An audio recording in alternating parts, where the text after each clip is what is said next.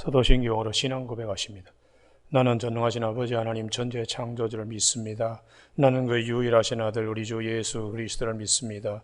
그는 성령으로 잉태되어 동정노 마리아에게서 나시고 본디오 빌라도에게 고난을 받아 십자가에 못 박혀 죽으시고 장서된 지 사흘 만에 죽은 자 가운데서 다시 살아나셨으며 하늘에 오르시어 전능하신 아버지 하나님 우편에 앉아 계시다가 거기로부터 살아있는 자와 죽은 자를 심판하러 오십니다.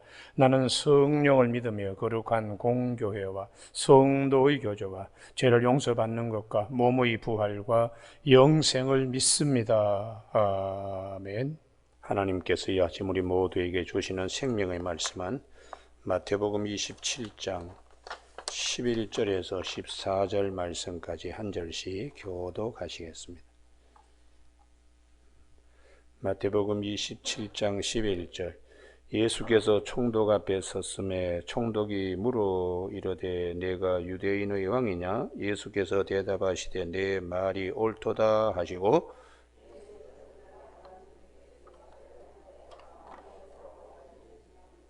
이에 빌라도가 이르되 그들이 너희를 쳐서 얼마나 많은 것으로 정언하는지 듣지 못하느냐 하되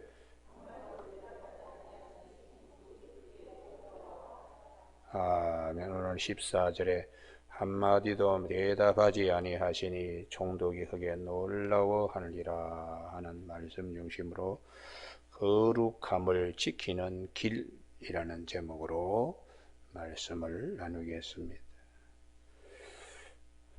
11절에 예수께서 총독 앞에 섰음에 이거 우리가 되게 주목해야 될 말씀입니다. 빌라도가 당시에는 로마의 총독이기 때문에 예수님이 그 앞에 섰습니다. 그러나 하나님 앞에서는 반대입니다. 그렇기 때문에 예수님께서 유대의 왕으로 오신 것입니다.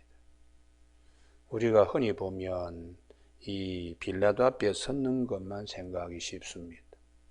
이 땅에서 인간적인 눈으로는 당시에 청년 예수하고는 비교할 수 없을 만큼 땅땅거리며 죄인이 오히려 왕이 되어서 재판장이 되어서 우리를 구원하시기 위하여 말씀이 육신이 되어오신 예수님을 심판하고 판단합니다마는 하나님의 인류 구원의 역사, 대속사 앞에서는 반대입니다. 이 총독도 아주 보잘것없는 죄인입니다. 이 죄인이 하나님의 심판법정에 설 때에는 누가 그를 변호할 수가 있겠습니까? 우리가 하나님의 구원의 역사에 하나님의 심판법정에 우리 모두가 다 서게 됩니다. 그때에 우리를 의롭다 하심을 오직 주실 수 있고 변호하실 수 있는 분은 유대의 왕으로 베들레헴에 오신 예수님밖에 없습니다. 우리는 본문을 통해서 인간의 삶이 눈에 보이는 삶이 전부로 생각하면 안 됩니다. 영혼이 있잖아요. 보이지 않는 세계가 있잖아요. 그 엄연한 현실입니다. 그렇기 때문에 영혼의 세계로 우리가 들어갈 때에 그때의 심판법정을 생각해야 지혜로운 사람입니다. 그것을 결부시켜서 신앙생활을 하지 않기 때문에 기복신앙이 되고 그 영혼의 세계와 결부되어서 믿지 않기 때문에 십자가와 부활의 은혜를 값비싸게 여기지 못하는 겁니다. 우리가 보이는 세계만 있는 것이 아니라 보이지 않는 세계가 있는 것처럼 육신의 삶이 있으면 영혼의 세계도 있습니다. 바보가 아닌 이상 영혼을 부인할 수가 없습니다. 영혼이 육으로부터 벗어날 때에 육신의 장막을 벗을 때에 그 다음의 세계에 대해서 준비되어야 됩니다. 그것이 주님이 누가복음에 말씀하신 대로 부자와 거지 나사로, 부자는 살아 생전에 세마포 옷을 입고 자색 옷을 입고 권력과 부를 상징하는 것입니다. 날마다 연락했다 파티했다는 거예요. 그 많은 숱한 새털같이 많은 시간과 그 많은 그 육체의 건강함, 이게 송두리 채 보이지 않는 세계에 대하여 눈꽃만큼도 준비하지 못했습니다. 우리가 그래서 그가 죽은 후에 지옥불에서 얼마나 뜨거운지, 그건 주님이 말씀하신 것입니다. 아버지로부터 영혼의 세계, 우리가 보이지 않는 세계에서부터 오신 그분이 이런 세계가 있으니까 우리에게 항상 거기를 대비하고 이 땅에서 어떻게 살아야 되는가. 그래서 우리 더러운 것과 섞이지 말고, 더러운 것과 더불어 씨름하지 말고, 더러운 것과 먹고 마시지 말라고 성경이 그렇게 말씀하시는 것이죠. 오늘 아침 우리 모두가 예수님은 하나님의 구원 사역을 위해서 이 땅에 오셨습니다. 빌라도는 로마 제국이라고 하는 아주 한시적이고 제한적인 시간에서 땅땅거렸지만은 예수님은 알파요 오메가 되시는 하나님께서 보내셔서 영원한 하나님의 사랑을 우리에게 확증시키기 위해서 죄인의 모양으로 지금 쓴 겁니다. 그거는 우리가 하나님 앞에 죄인의 모양으로 서는 것과 같기 때문입니다.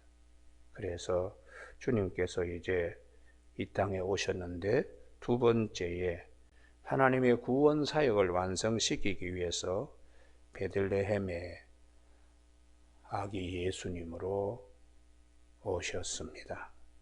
그것도 마구간에 오셨습니다. 우리는 마구간이 무슨 산후조리원처럼 잘 되어 있는 것도 아니고, 그 짐승들이 배설한 배설물이 베어져 있는 곳이지요. 어느 산모가 자기의 아기를 거기다가 눕힐 산모가 어디 있겠어요? 하나님께서 지저분한 이 세상, 죄와 악으로 냄새 많은 이 세상에 아기 예수님을 거기에 보내셔서 눕히신 것입니다. 우리는 지금도 로마에 가면 라테라노 성당이 있습니다. 저도 거기를 가봤는데요. 빌라도가 예수님을 심판할 때에 그 돌 계단, 28개의 계단인데 이게 상따라고 거룩한 계단이다.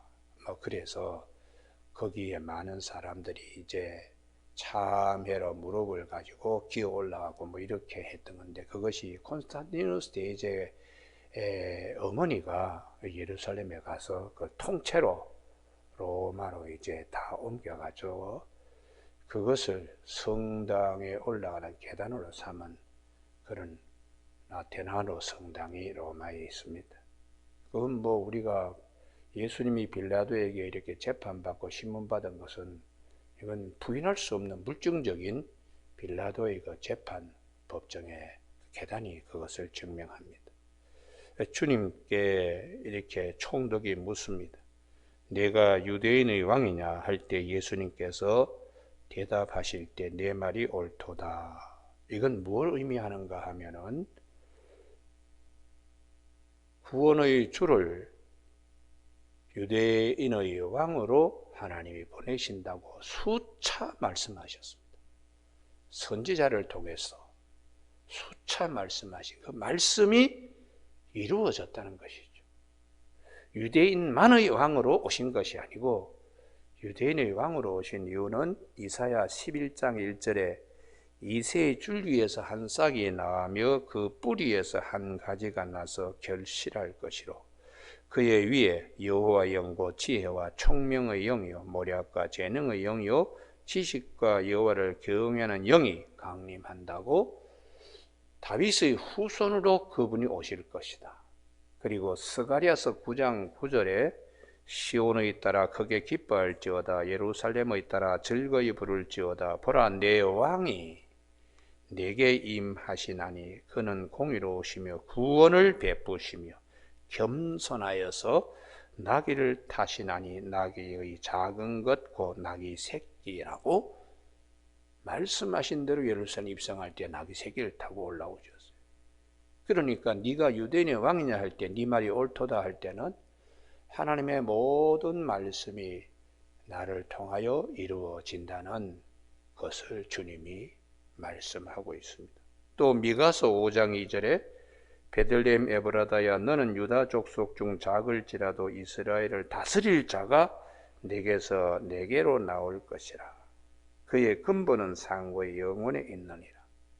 하나님의 영원한 세계에서 하나님께서 보내실 자 예수님을 미가서 5장 2절에는 베들레헴에서 탄생하여 다스리게 될 것이라고 이렇게 말씀하셨습니다. 그래서 내 말이 옳도다 하고 주님이 말씀하신 것은 선지자에게 말씀하신 대로 유대인 다윗의 그 후손으로 베들레헴에 태어나셔서 예루살렘에 입성할 때는 겸손한 왕으로 하나님의 뜻을 이루기 위하여 어린 나귀를 타고 올라오셨다. 그래서 오늘 본문에 여기까지 우리가 이 성탄절을 앞두고 이 말씀을 잘 우리가 묵상할 수 있어야 되겠습니다. 베들레헴에 오신 이유는 베뜨가 집입니다. 레헴이 떡입니다. 떡집으로. 그래서 요한복음 6장 35절에 내가 생명의 떡이다. 생명의 떡으로 오신 우리가 떡을 먹어야 살듯이 예수 그리스도를 믿어야 생명이 사는 것입니다. 그래서 생명의 떡으로 오신 예수님이 내게 오는 자는 결코 줄이지 아니할 터요 결코 목마르지 아니하리라. 만족에 만족이 있다는 것이죠. 예수를 믿으면 영원한 생명을 가지는 만족과 기쁨이 있다는 것을 말씀하고 있습니다. 이러한 하나님의 엄연한 사실 앞에서 인류 구원의 큰 역사 앞에서 예수님을 보내주셨는데 그 다음에 우리가 보면은 12절에서 이 14절까지 예수님이 일체 대답을 하지 않습니다. 이게 굉장히 중요합니다. 우리 신앙생활 하는데. 거룩성을 지키기 위해서 말을 섞지 않습니다. 거룩을 위해서 인간의 오염된 언어, 거짓말, 시기, 질투 이런 인간의 언어와 섞지 않습니다. 우리가 보면 누가복음 13장 1절에 빌라도가 아마 갈릴리에서 온 유대 사람들 같아요. 한 두세 사람이 예수님께 와서 아니 제물에다가 사람의 피를 섞었습니다. 이게 있을 수 있는 일입니까? 그렇게 주님께 질문한 것이 있습니다. 제물에 사람의 피를 섞는다는 것은 그건 말이 안 되는 것처럼 하나님의 거룩함에 사악한 것을 섞어서는 안 되죠. 하나님의 거룩한 뜻을 이루기 위하여 오신 주님이 일일이 다 변명하고 일일이 다 그들과 함께 말 주고받고 할 필요가 없습니다. 왜냐 그러면은 내 원대로 마옵시고 아버지의 원대로 이루기 위해서는 그냥 묵묵히 그 길을 가셔야 하기 때문에 첫째도 거룩이요 둘째도 거룩이요 셋째도 거룩을 지키기 위해서는 후차한 인간의 언어 속에 섞이는 말을 하지 않습니다. 이게 우리가 믿음 생활하는데 대단히 중요합니다. 이제 하루 종일 이 사람 만나고 저 사람 만나고 주로 보면 말 가지고 밤에 잘 때에 상처 때문에 밤에 잠을 자지 못합니다. 그게 말이 섞여서 그렇습니다.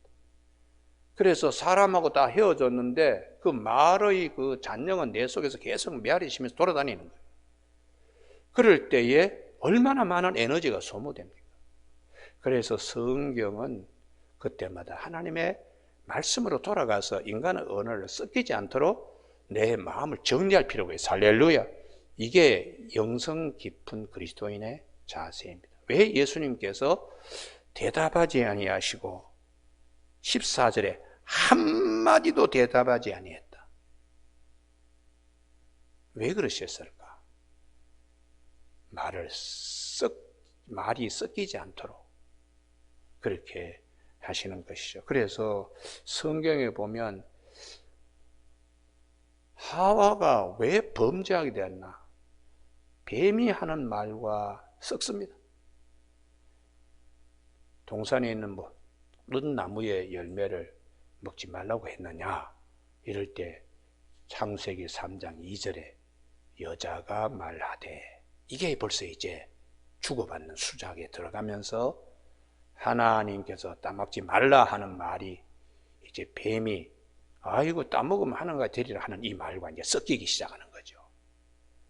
그러니까 모든 동산의 나무를 따먹지 말라 그러더냐 하면 못 들은 채야 돼. 거기에 대꾸하다가 이게 말 섞다가 보면은 죄 가운데 이제 빠지고 자기도 따먹고 이제 아담도 따먹게 되는 것입니다. 그래서 우리 하나님께서 가인의 마음을 보라. 가인이 시험 들어가지고 하나님께 제사 드렸는데 아벨의 제사를 기쁘게 받으시니까 시기 질투가 났습니다. 그래서 이거 참 섭섭하고 그럴 때 마귀가 너 동생 죽여. 그러면 모든 것이 너 것이 돼. 유혹의 말이 찾아왔겠지요. 그때 하나님께서 죄가 네 마음 문 앞에 엎드려져 있다. 죄가 너를 원하나 너는 죄를 다스릴지니라. 이게 하나님의 말씀이에요. 그 말씀을 주면 그 말씀을 가지고 계속해서 붙들어야 되는데 마귀가 가만둡니까? 나가 죽여버려, 돌로 쳐버려. 그러면 나머지가 다 니게 돼. 그 말과 계속 섞이면서 결국은 마귀의 유혹의 말이 하나님이 주시는 말씀을 이기게 되는 거예요.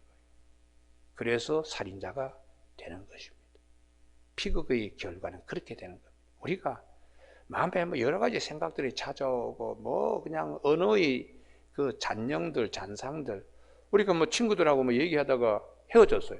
근데 그 소리, 음성과 말은 내 안에 맴도는 경우가 얼마나 많아요. 그러면서 막 섞여가지고 그냥 상처받고, 아이고 그 집에 남편은 이번에 연말에 보너스를 400% 받다 그러는데 우리 집에 우리 남편은 이건 늘 고만고만하고 언제 우리는 되겠나 그러면서 섭섭한 생각이 그냥 솜사탕 굴리듯이 막 일어날 때에 야 이건 내가 세상 얘기하고 섞으면 안 되겠구나.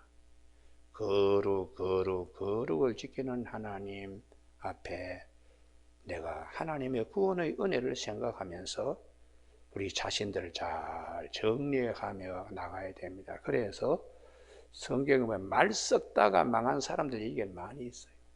우리 오늘 아침에 여기는 잘 찾지 않는데 남북 이스라엘, 북이스라엘, 남유다가 이게 탁 갈라졌을 때에 북이스라엘의 제단, 베델의 제단이 이게 잘못된 것이다 하는 것을 남쪽의 선지자가 가서 그걸 얘기합니다.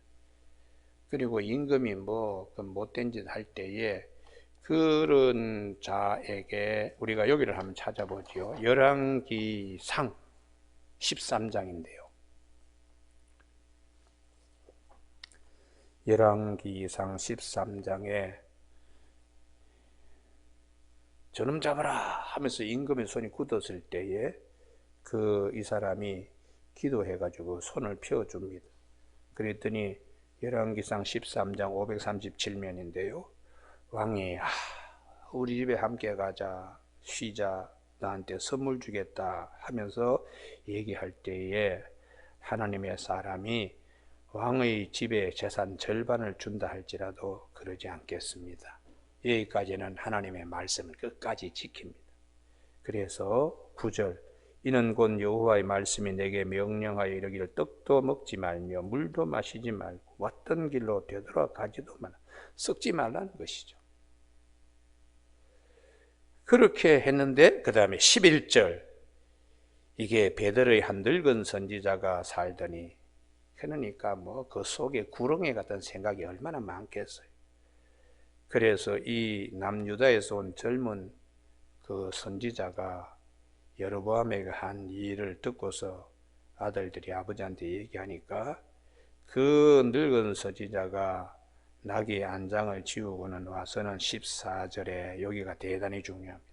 하나님의 사람을 뒤따라가서 상수리 나물이 앉은 것을 보고 이르되 그대가 유다에서 온 하나님의 사람이냐 대답하되 그러하다. 여기까지만 대답하면 돼요. 예수님이 내가 유대 왕이냐 할 때 그렇다. 그리고는 더 이상 말을 전개하지 않습니다. 그런데 15절에 그가 그 사람에게 이르되 나와 함께 집으로 가서 떡을 먹으라 대답하되 하면서 말을 섞습니다. 그래서 18절에 아니 나도 그대와 같은 선지자야. 천사가 와서 여호와의 말씀으로 너를 우리 집으로 데려가라 그런다. 이렇게 말했다는 것이죠. 하나님이 정말 이 젊은 유다의 젊은 선지자에게 하나님이 정말 사랑하신다면 직접 말씀하세요. 그런데 이렇게 사탄도 광명의 천사를 하고 아주 이렇게 접근하듯이 여기에 넘어가고 맙니다. 결국은 나중에 돌아갈 때에 24절에 사자에게 물려서 길가에 버려진 시체가 되었다. 그럼 이 내용이 뭘 말하는가? 미혹, 유혹받아서 망하는 경우죠. 성령으로 시작했다가 육체로 마치는 경우인데 왜 그럴까? 말 썩었기 때문에 그렇습니다. 그러니까 성경은 하나님의 백성들, 예수님께서 베들레헴의 아기 예수님으로 오셔서 우리를 위하여 십자가의 구속 은혜를 입은 우리가 말 섞으면 안 된다. 그거 에베소서 5장 3절입니다. 에베소서 5장. 세상적인 말 잔뜩 내 마음 주머니에 집어넣고 이러쿵저러쿵 하면 안 된다는 거예요. 하나님의 음성만 들으라는 거죠. 에베소서 5장 3절 음행 온갖 더러운 것 탐욕 너희 중에 그 이름조차도 부르지 말라. 말의 잔영을 마음에 이게 그림자로도 남기지 말라는 거예요. 왜 그럴까요? 세상적인 추한 말이 내 안에 하나님의 거룩함과 섞여서 우리가 헤매게 되는 것입니다. 누추함과 어리석은 말이나 희롱의 말이 마땅치 아니 오히려 감사하는 말을 하라. 여러분 오늘 아침에 마음의 평안을 누리는 비결을 주님이 우리에게 말씀하십니다. 할렐루야. 내 안에 우리가 세상의 언어 이런 것들 계속해서 남겨두면 안 돼요. 오직 주님의 말씀이 승리해야 첫째도 거룩이요 둘째도 거룩이요 셋째도 거룩을 지키는 일입니다. 할렐루야. 그리고 위로는 하나님의 말씀만이 우리를 위로할 수 있어요. 성경 말씀을 성령님이 기억나게 하시고 생각나게 하시면서 하나님 말씀이 우리를 붙잡아주고 하나님의 말씀이 나를 세워주고 영적인 에너지의 그 신령한 것의 충만함은 말씀이 우리에게 주시는 것입니다. 그래서 오늘 아침 우리 모두에게 하나님의 심판법정에 섰을 때에 주님의 말씀 잘 의지하고 풍성한 열매를 가지고 믿음이 다 천부장이 되어서 하나님 앞에 잘했다 칭찬받는 저와 여러분이 되어야 합니다. 세상 오늘도 보세요. 텔레비 틀었다 그러면 그냥 계속해서 우리 마음에 갈등시키는 말밖에 더 하지 않잖아요. 왜 저런 짓을 했냐? 왜 그렇게 했냐? 이런 방송 수많은 그 똑똑한 사람들이 우리 선량한 국민들에게 마음에 영혼에 심어주는 언어들을 보세요. 연속국이고 전부 다 불륜, 폭력, 거짓말. 이게 보면은 이게 사회 문화 매체가 이게 죄로 오염되었기 때문에 그걸 제작하는 작가들이 다 죄인들입니다. 그러니까 꼭 드라마는 삼각관계 아니면 드라마가 이게 되질 않는 거예요. 그럼 거기에 사람들이 또 그 다음에 어떻게 되나? 달콤해가지고 빠져가지고 그러다가 이제 쇠털처럼 많은 그 세월에 아무 거룩함도 남기지 못한 채 하나님의 심판법정에 섰을 때에 세상적인 문화 컨텐츠라고 말하지만 죄로 오염된 것으로 그냥 잡동사니로 내 영혼이 병들어 가지고 그 꼴이 어떻게 되겠습니까? 십자가의 구원의 은혜를 우리가 생각하면 내 자신을 거룩하게, 레위기 19장 2절에 내가 거룩하니 너희도 거룩하라 그렇게 말씀하신 대로 우리가 이 거룩이라는 것을 주님을 통해서 주시는 하나님의 은혜에 감사하는 저와 여러분이 꼭 되시길 바랍니다. 그리고 이제 2022년의 새해가 되면 성경 말씀을 많이 암송하시기 바랍니다. 그 암송하면 밤에 주무실 때도 말씀이 그냥 이렇게 그냥 다니면서 나를 새롭게 해요. 그리고 하나님의 음성을 말씀을 통해서 들을 수 있기 때문에 사도 베드로는 베드로 후서 1장 19절에서 우리에게는 더 확실한 예언이 있어 어두운 데를 비추는 등불과 같으니 날이 새어 샛별이 너희 마음에 떠오르기까지 너희가 이것을 주의하는 것이 옳으니라.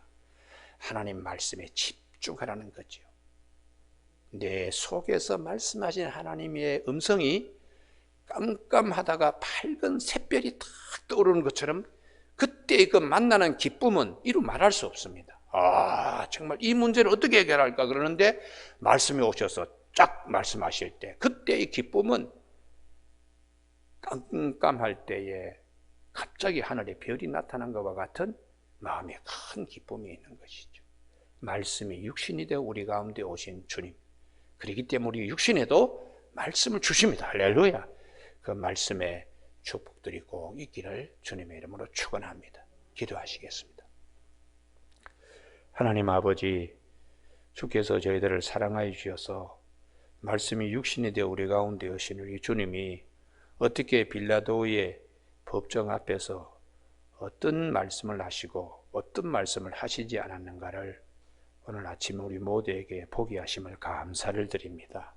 선지자 예언대로 오신 우리 주님이 유대의 왕으로 오셨는데 이후에 어떤 인간의 수작과 거짓 부리와 악한 언어와 우리 주님이 섞이지 않도록 일체 말씀하지 아니하셨습니다. 내 원대로 마옵시고 아버지의 원대로 하옵소서라고 기도하신 대로 아버지의 뜻을 이루기 위하여 홀로 십자가를 길을 가시고 지신 우리 주님, 그렇게 해서 우리에게 주의 백성 하늘의 권속으로 만들어 주셨기 때문에 우리 마음에 성전 삼으시고 이 마음에 세상적인 것들이 횡행하지 않도록 하나님의 신령하고 섞이지 않도록 영적 분별력을 가지며 살아갈 수 있도록 성령께서 도와주시길 원하옵고 예수님 이름으로 기도드립니다. 아멘.